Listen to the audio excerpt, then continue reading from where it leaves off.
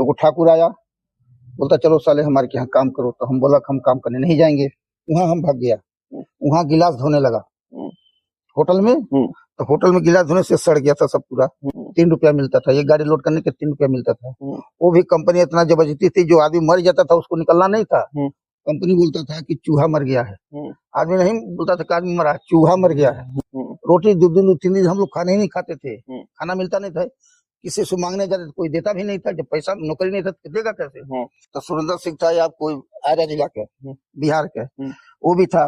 तो कहता है मनी बाबू आप जानते जादू साहब क्या कहते हैं? हम बोले सर हमको नहीं मालूम है। पहले मायावती जात का ऐसा सोचे जात का चमाइन है, वो मुख्यमंत्री बनता है। मुख्यमंत्री क्या होता है? नमस्कार, जय भीम जोहार। इस वक्त हमारे साथ मौजूद हैं प्रोफेसर विक्रम, जो कि इलाहाबाद यूनिवर्सिटी के प्रोफेसर हैं। उनके पिताजी हैं। उनसे आज हम बातचीत करेंगे जो जमीनी हकीकत थी प्रोफेसर विक्रम का। एक जो गांव का छोटा सा बच्चा था, जो जिसको जातीय जो प्रताड़ना थी, जो जातीय समीकरण था, जो जातीय भेदभाव था, वहां से लेकर प्रोफेसर विक्रम का इलाहाबाद यूनिवर्सिटी, जो कि सेंट्रल यूनिवर्सिटी है, वहां तक पहुंचने का क्या सफर रहा है। और आप एक गांव के बंधुआ मजदूर, जो कि सर से बातचीत के दौरान हमेशा ही पता चलता रहा कि उनके पिताजी एक बंधुआ मजदूर थे गांव में, और गांव को छोड़कर आपको अपने पूरे परिवार को लेकर कोलकाता जाना पड़ा, भी वहां पर कोयले के खान में काम करना पड़ा। क्या सच्चाई है अब बताने कम हमारे दर्शकों को? सच्चाई सर ये है कि जब बचपन था, थोड़ा सयान हो गया, तो गांव के अंदर में बड़ा परेशानी थे खाने पीने के लिए। दूसरा बात ये था कि वहाँ के ठाकुर बाभन जो थे बहुत हम लोग करके परेशान करते थे कि हमारे घर चलो काम करे, तो हमारे घर काम चलो करो चलो। गाली भी देते थे, खाना भी नहीं देते थे। एक समय की बात था, मेरा पिताजी आपको कानपुर थे, तो वो ठाकुर आया, बोलता चलो साले हमारे यहाँ काम करो। तो हम बोला हम काम करने नहीं जाएंगे। जबरदस्ती हम बोले काम करने हम नहीं जाएंगे। तो बोला तुमको जाने हो गया, डर तो था कि मारेगा। हम गया उसके कि यहाँ 3 महीना हम ड्यूटी किया। 3 महीने के बाद में एक रोज की बात, हम हल चला करके आए तो खाना ले दिया उसका। तो उसका जो वाइफ थी क्या किया, नीचे मछली का कांटा रख दिया, ऊपर से थोड़ा सा भात रख करके हमको खाना दे दिया। तो जब उससे नीचे हम उठाए तो देखते हैं जूठा खाना है। हम उस खाना को खाए नहीं।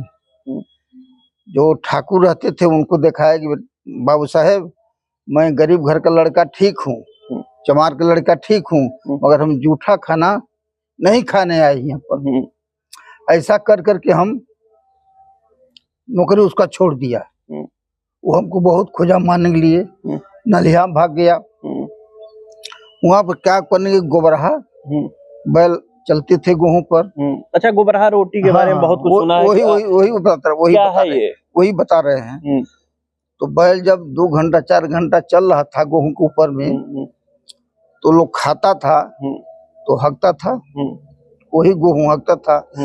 तो हमारा नानी थी, हमारा दादी थी, तो उठा के ले जा करके रोड में फैलाता था उसको, फिर मेड़ी से पीटता था। मेड़ी से पीट करके उसको क्या करता था कि धोता था, धोकर फिर ओखर में खूनता था। खूनने के बाद में धो करके तो जांता से पीसता था। जांता से पीस करके हम लोग को देता खाने के लिए गोबरहा रोटी, जिसका नाम था गोबरहा रोटी। और वहाँ पर हम लोग कुसली की रोटी भी खाए हैं। आम जो है था ना, कुसली निकलता है गठली, उसका भी रोटी खाए हैं बना कूट करके।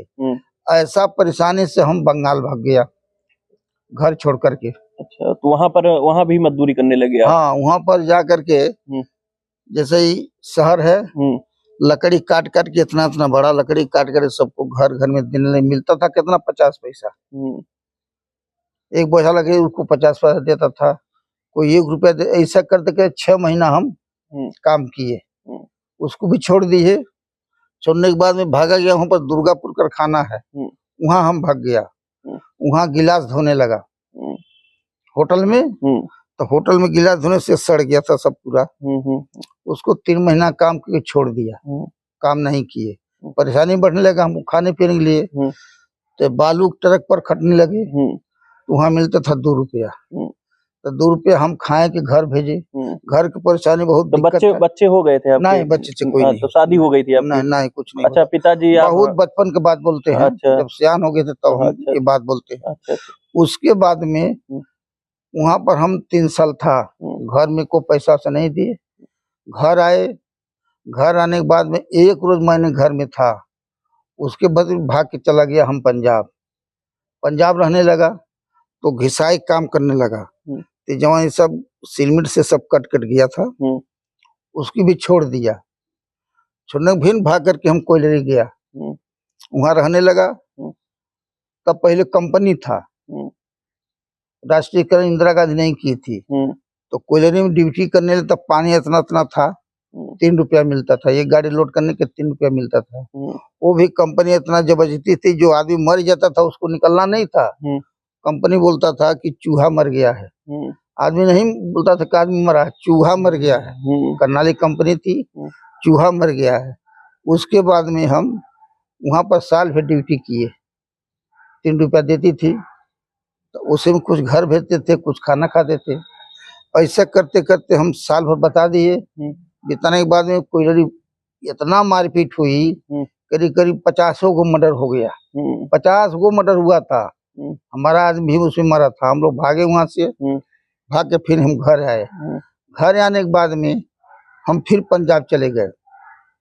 जब राष्ट्रीयकरण इंदिरा गांधी जब किया, तो हमारा चिट्ठी गया वहां से। चिट्ठी गया कि नहीं, कोयलरी खुल गया, राष्ट्रीयकरण हो गया, अब चले आए यहाँ पर। फिर वैसे बारी बार हमने आसनसोल का गाड़ी पकड़े, वहां कोयलरी गए, ड्यूटी नहीं मिला। 1 महीना हम लोग बेल खाते थे, छोटा छोटा बेल नहीं है, श्रीफल जिसको बोलते हैं, उसको आगे में भूज खाते थे। 1 महीना खाना ही नहीं मिलता था। खाना ही नहीं मिलता था। रोटी 2-3 दिन हम लोग खाना ही नहीं खाते थे। खाना मिलता नहीं था, किसी से मांगने जाते तो कोई देता भी नहीं था। जब पैसा नौकरी नहीं था तो देगा कैसे। इसी परेशानी करते करते हमारा ड्यूटी मैन हुआ। 1 महीना के बाद में हम वहां पर खटने लगे। खटते खटते मान ले थी, इधर शादी ब्याह हुआ, ये लोग वहां पर गए, ये लोग पैदा हुए। तब से हमने बंगाला में रही गए। मतलब पूरी जिंदगी उसे कोयले के खान में गुजार दिया आपने। हम जाते थे 2200 फुट नीचे। उसके बाद में यहाँ धर लीजिए कहाँ है वो संगम के आगे जाते थे। डर भय नहीं किसी लगता था, बहुत परेशानी था, हर एक आदमी परेशानी था। कोयलरी में जानते हैं बड़ा लोग नहीं काम करता था, मजदूर काम करता, गरीब घर के आदमी काम करता था। जो मर जाता था उसको कंपनी निकलता नहीं था, छोड़ देता था। जब राष्ट्रीयकरण हुआ है उसके बाद में आपको आदमी निकालने शुरू कर दिया।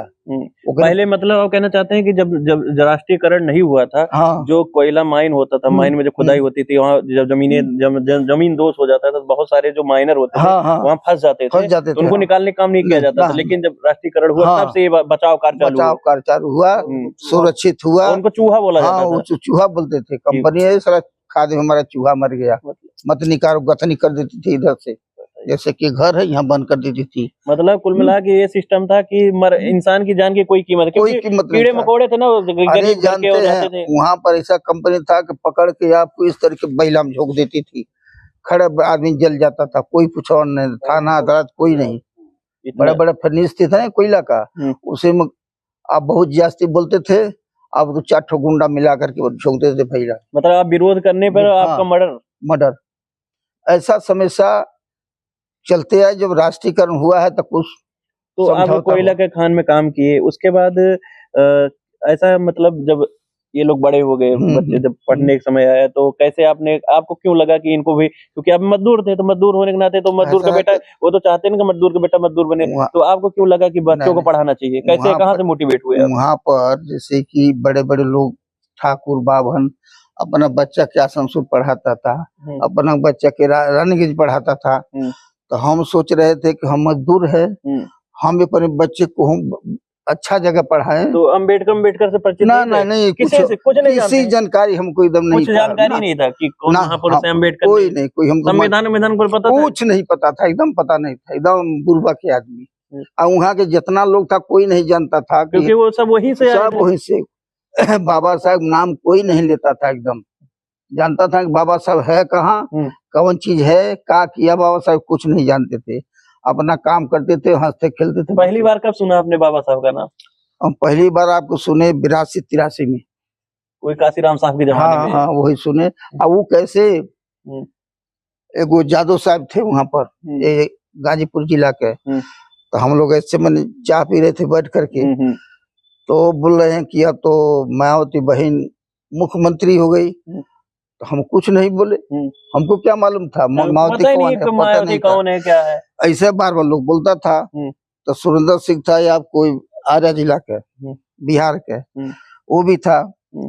तो कहते है मनी बाबू आप जानते जादव साहब क्या कहते हैं? हम कहले सर हमको नहीं मालूम है। कहले मायावती जात का ऐसा सोचे जात का चमाइन है, वो मुख्यमंत्री बनता है। मुख्यमंत्री क्या होता है? मुख्यमंत्री भी नहीं पता था।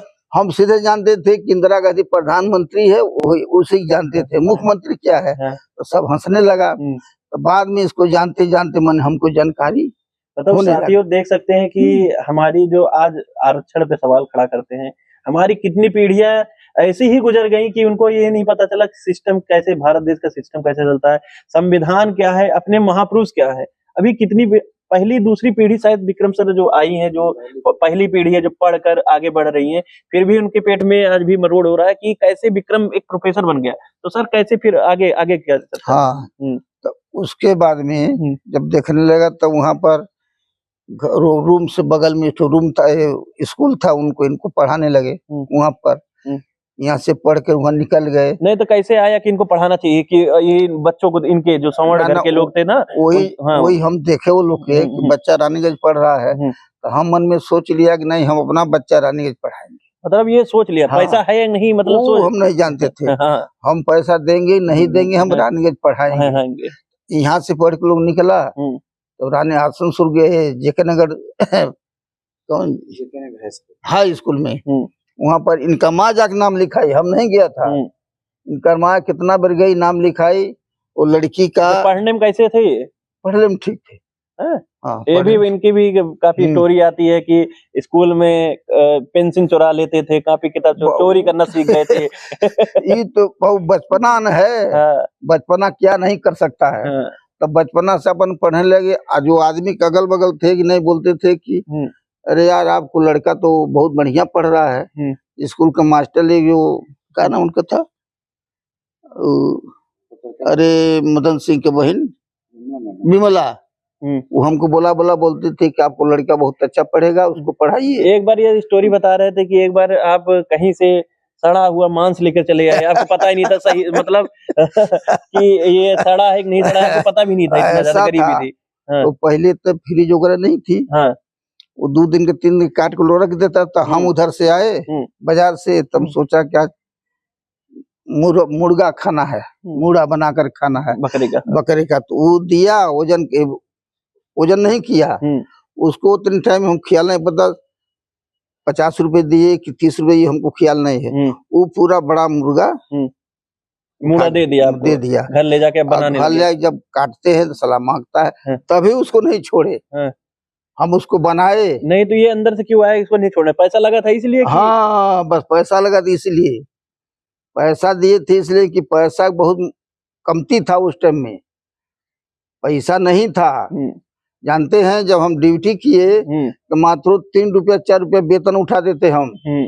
और जब राष्ट्रीयकरण हुआ तब खुद 1200-1300 रुपया मिलता था महीना, पूरा महीना। तो उसको लाए बनाए तो इन लोगों को पता भी नहीं रहा होगा ना कि खराब है क्या है। ये तो बताते हैं कि मसाला भी नहीं जानते थे, कुछ नहीं जानते थे।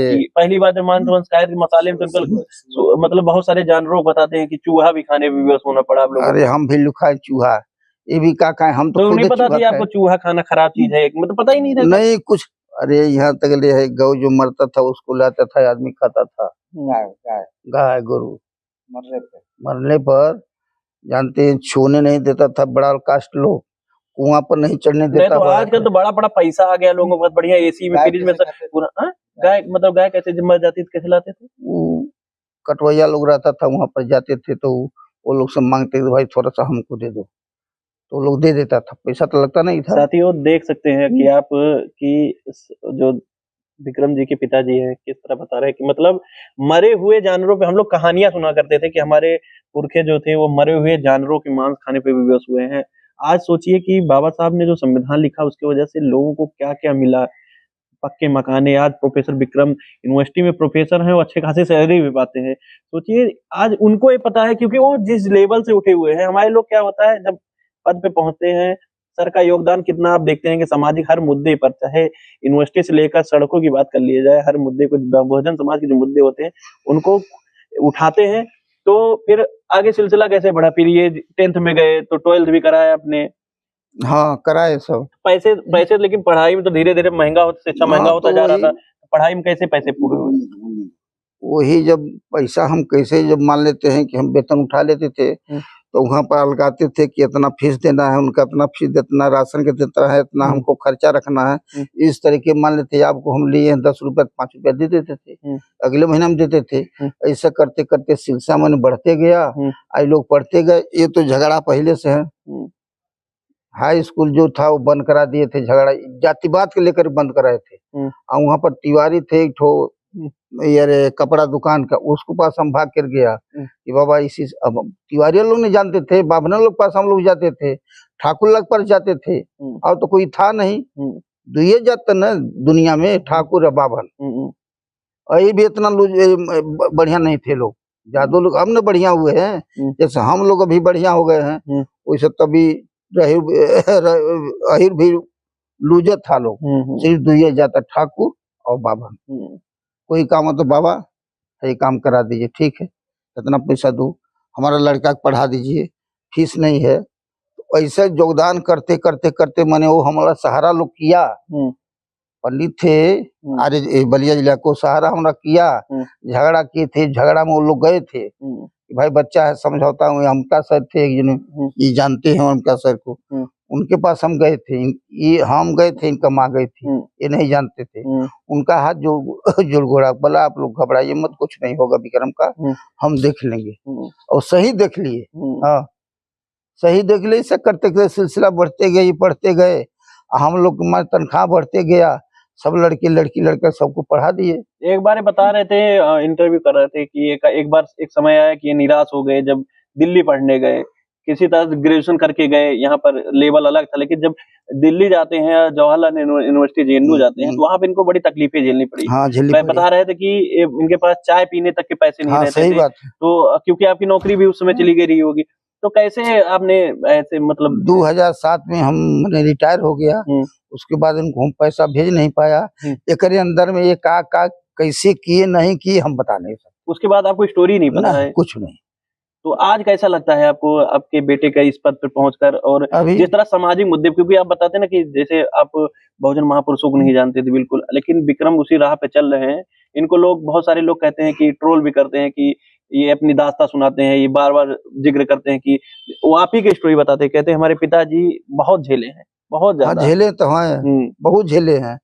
कुछ झेलते झेलते इस समय पर ये आ गए। इनका रास्ता कुछ आगे बढ़ गया, दुनिया जानने लगी। हमको कौन जानता है? तो नामन बताते होंगे, हम तो कोई नहीं जानता है, जानता इनको सबको।